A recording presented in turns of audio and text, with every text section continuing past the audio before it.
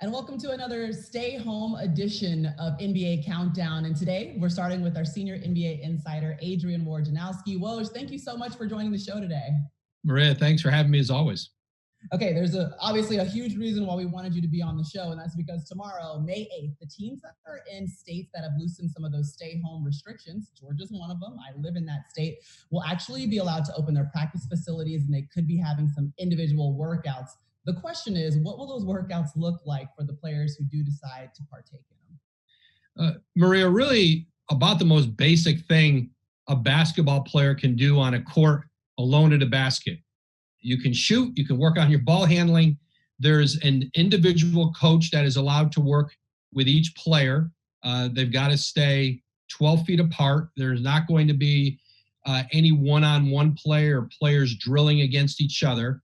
There can be 4 players in the facility at one time on the court, and these NBA courts and facilities have, a number of baskets. They can all be in different parts of the gym at any one time, and you can do it for an hour. And to be able to get in the gym and do that for players and for the staff that would be allowed around the facility when the player is there, there's going to be a tremendous amount of protocol, cleaning, for some players, even cardiac testing. We are told based on certain criteria that a player might meet. And I think the hard part for teams and for players is that they are not going to be tested asymptomatically as they enter the facilities. The league doesn't want to use coronavirus tests in that way. And so unless a player is showing symptoms or a staff member shows symptoms, those players won't be tested on their way in or on their way out of the facility each day. Mm-hmm. Well, I'm sure we're going to hear more people obviously enter the conversation on their thoughts of returning to some kind of physical activities. But one voice we've already heard is from Mark Cuban, the Mavs owner, and he says he just doesn't feel as though the risk is worth the reward at this moment in time. What's been the reaction to that comment? And maybe also the views of the league in general or some other owners or individuals around the league and how they feel about possibly returning to team facilities? Well, Cuban's view on it is reflective of not everybody in the league, but many in the league, and that includes general managers and head coaches, owners, players. There's a varying degree of sentiment on how different organizations feel about it, different ownership groups feel about it. Some want to get players in right away. They're going to do that. And many are waiting to get a sense in their communities of what's going to happen with the loosening of stay-at-home restrictions, how that impacts testing results, the number of sick, the number who might die from the coronavirus in their regions, communities before they open back up at a time that this is not connected to a return to play. This is not a ramp up to then a training camp that would come when you restart the season. This is independent of that. And so there's not a great stampede of players rushing to get back into the facilities right now, especially among veteran players. One more newsworthy note I want to make sure we cover with you, Woj, is that the NBA Players Association Executive Director, Michelle Roberts and Adam Silver, they're all set to have a call with all of the players in the league to have conversations, address concerns, I guess answer questions that any player may have about the current situation and state of the league. What do you think will come of those conversations? And obviously, what is the complete purpose behind making sure a call like this even takes place?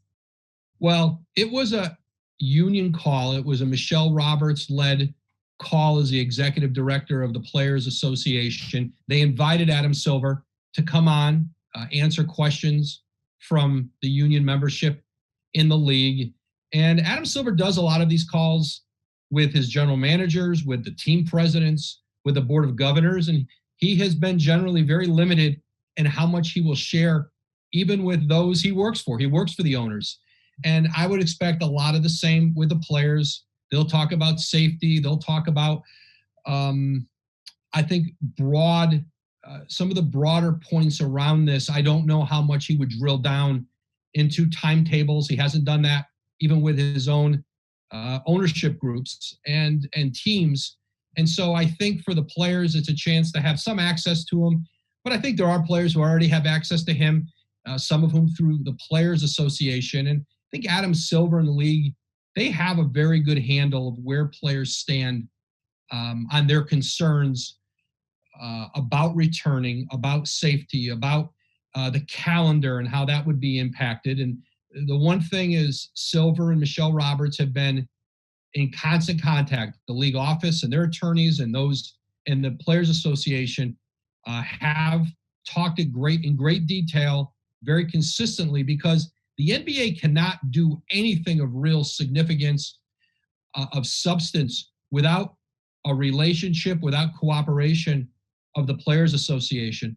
And their voices are going to carry a lot of weight in how the league moves forward. Most of these decisions would have to be collectively bargained, and there's going to have to be a lot of partnership for the league to go forward, not just the rest of this year and what happens, but moving forward in future seasons, because at the very least financially, there's going to be a lot of tough decisions that they're going to have to work through together. Well, as we continue to move forward, we'll obviously be checking in with you. So much to go over. Volunteer workouts, obviously this call, and the return to some kind of NBA activity. Thanks so much for stopping by, Woj. Hey, when's the next Woj pod? Let's plug you right quick. Well, first of all, thank you, Maria. I believe I'll be taping one on Friday. Okay. That'll be out Friday, so we can look for that one. All right, awesome. We'll be on the lookout for it, Woj. Thanks, Maria. Appreciate you. And welcome back to the stay-at-home edition of NBA Countdown. Maria Taylor with my uncles and cousins. Uncle P. What up? What up? What up, down? I hadn't said, but your hair looks really good. Thank you. You know what I'm saying? You know, when you're in Atlanta, you know, they opened up the barbershops and the hair salons and the Waffle Houses. You gotta stay cute. Jalen and Paul, or J. Will, Paul, y'all look all right, but I was just I ain't got nothing to work with. I'm good. I'm confident. Okay, so we just heard from Woj, and we were kind of talking about the comments. I don't know if you guys heard him, but Mark Cuban saying that returning to the facilities for some of these volunteer workouts is not necessarily worth the risk that you're going to be putting your players and the people that are going to the facilities into while we're still in the middle of the COVID pandemic. What was your reaction to hearing some of or Mark Cuban's response to the volunteer workouts, Jalen? I agree with them. I feel like it's too soon, and I know certain states have loosened restrictions, but that's not based on the science and or the evidence. That's just based on impatience.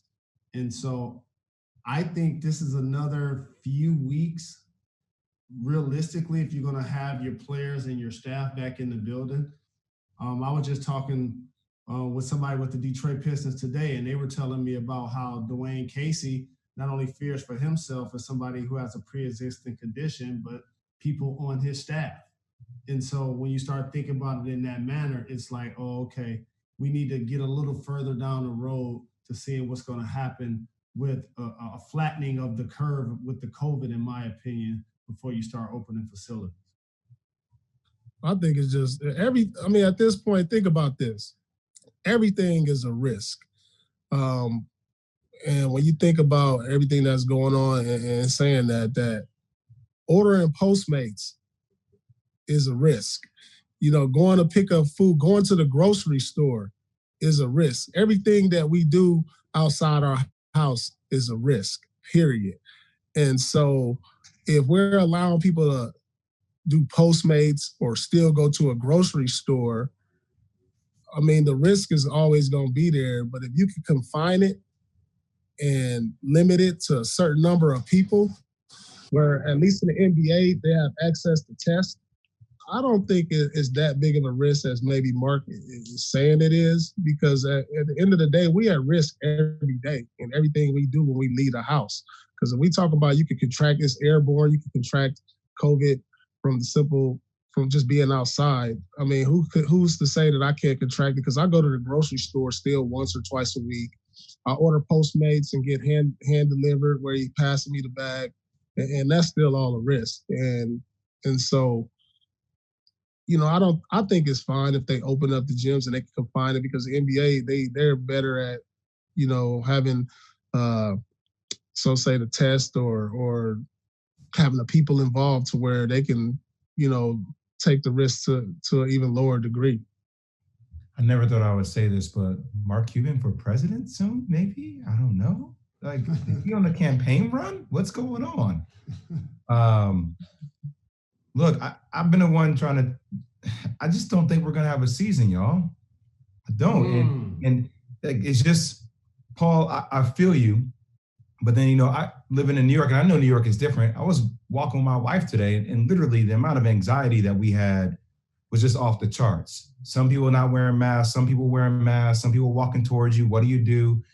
So I'm with you on the risk side, but I do think you can mitigate risk too, right? Like, you don't put yourself in harm's way. And then the question is, even if you are able to get everybody in a contained spot, like, what do you don't know if people are asymptomatic. How does that work out?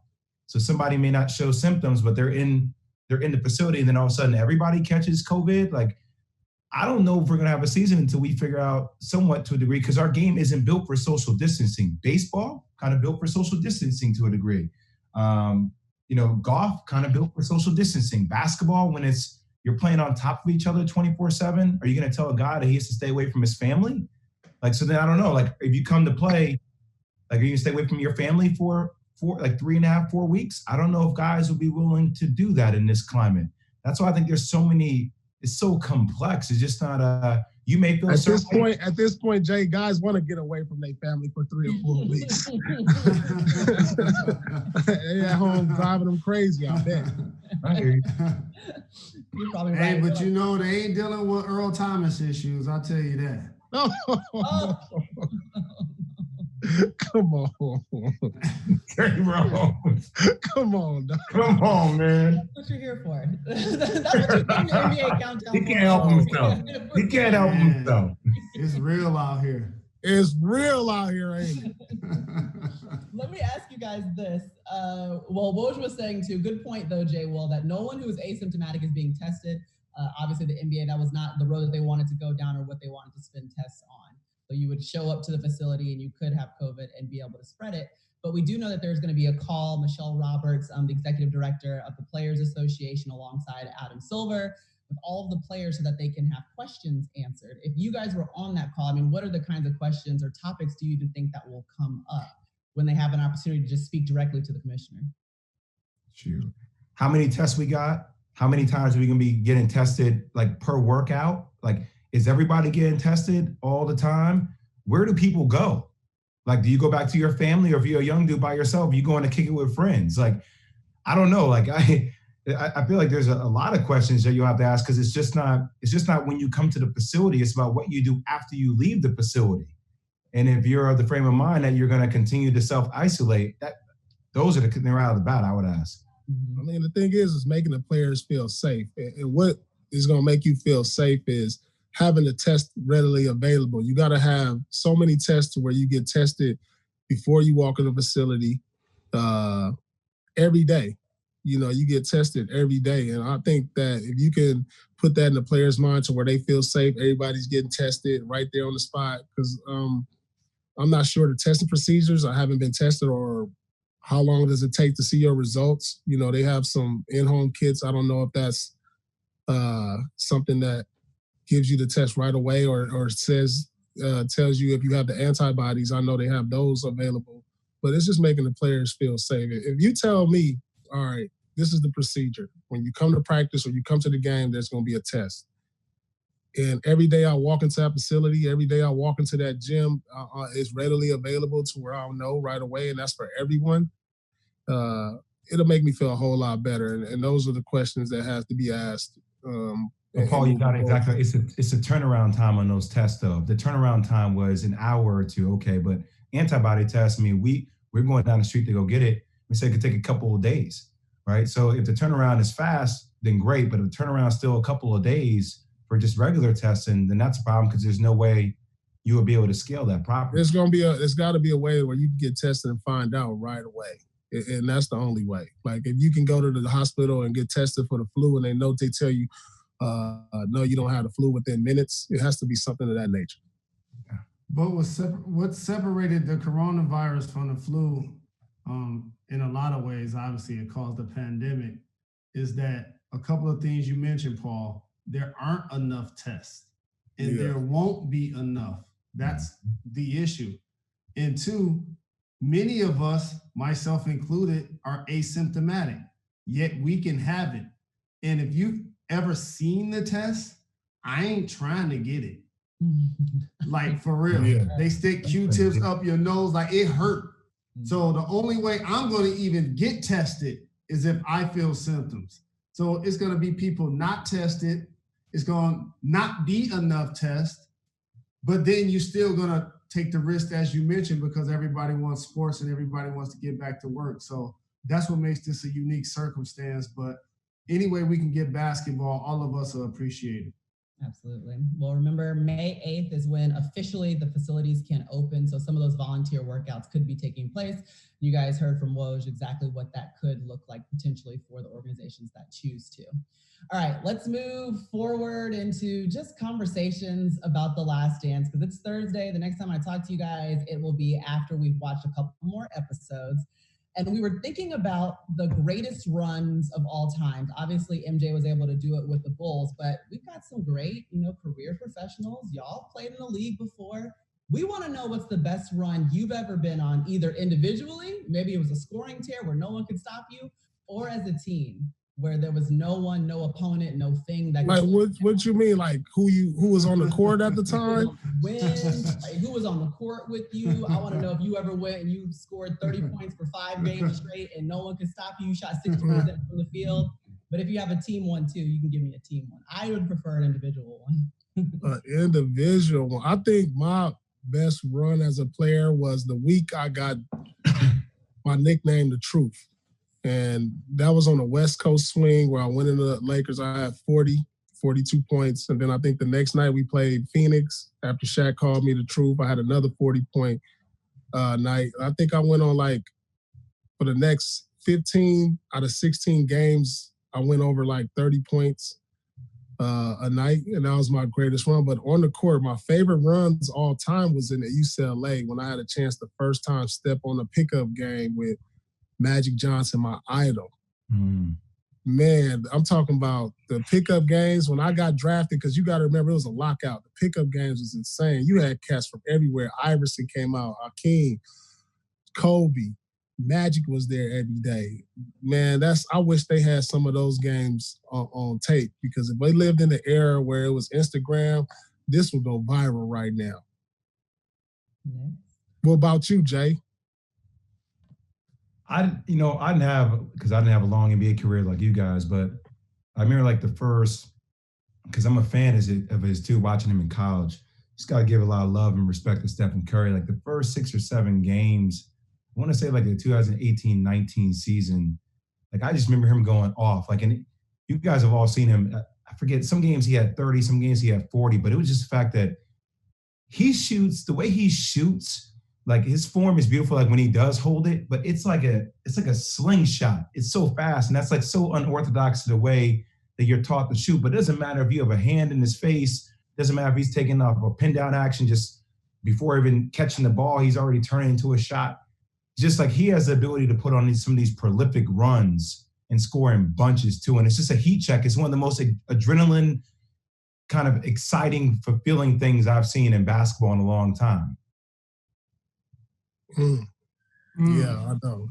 That for me, this is a good one. And you're right about those UCLA runs, Paul. Man, right? Classic. Magic calling basket or a foul at point game every time. Every time. I'm the Magic Man. Up top, Magic Man. No, look, let me tell you this one we played a pickup game. It was a point game. Magic backed somebody down, shot a hook, missed it. We went down, scored, and it would have been game. We look up, Magic shaking his head. Up top. Said, nah, y'all know that was a foul. Now bring that back. That. He didn't even call foul though.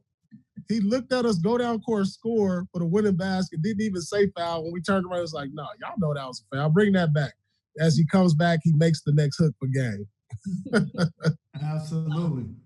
So I've been fortunate enough to be NBA Player of the Week a couple of times, so I could say those, or like just some scoring binges or whatever in the league. But if I had to just like take like a period where we say like MJ won, 6 championships in 8 years. If I had to like condense my basketball career kind of to that, I would feel like almost like my prime was like from my sophomore year in high school to when I got drafted in the league.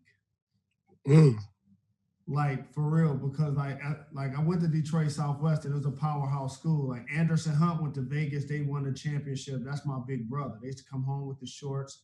Derek Coleman, Syracuse, Steve Smith, Michigan State. So when I got to college, I was like, we definitely wearing long shorts. And so like in high school and doing that, winning PSL City and State, playing Summer League and being a McDonald's All-American and the #1 team in the country and winning St. Cecilia's championship a couple of years and signing with the Fab Five and doing all of that, I feel like that handful of years was really special in my basketball career. Can I give you my greatest run story? I don't even know if I feel like I've told you guys this, but maybe not. So I'm a little girl, sophomore in high school, playing at Newtown Park, which is right around the corner from where I live. Up shows Jalen Rose walks onto the court with his, and it's like me, the only girl, a bunch of dudes, and he's like, hey, we about to run a game. He stops whatever was happening on the court because everyone stopped. He's like, I'm taking the girl with my son, and we're gonna play everybody here and see what happens. And we probably played for an hour, beat every single person that came on the court. We killed him. Right, he was making me feel good. And then my mom shows up to pick me up to take me home, and she was like, and I'm like, Mom, I was Jalen Rose. She's like, bitch, get out the car. My mom made me get back out the car, take my ball, and get it signed by him. Oh, wow. Wait, MC, how old were you? I was 16. I want to say I was a sophomore. I wasn't driving. Wow. Maybe I had like. Wow. That's love. And I gotta tell everybody this: P and J. I'm sitting back watching. When you about to play reg ball, like I'm kind of paying attention to who got game, and I'm watching her shoot and play. I'm like, she can ball. Yes. So I'm like, I'm picking her. The dudes just thought that they don't automatically get picked. I'm like, she better than y'all. We killed her. That's what's up right there. Greatest run of all time. I wish I could find that ball, Jalen. I'm gonna find it one day. That's dope. But yeah, that was a great story time. I miss you guys. I miss seeing you in person, but the time we get to spend together is dope. I hope you have a great weekend, and we'll see you again next Tuesday. That's mutual. Appreciate all right, y'all. Enjoy. Stay safe. Yes, indeed.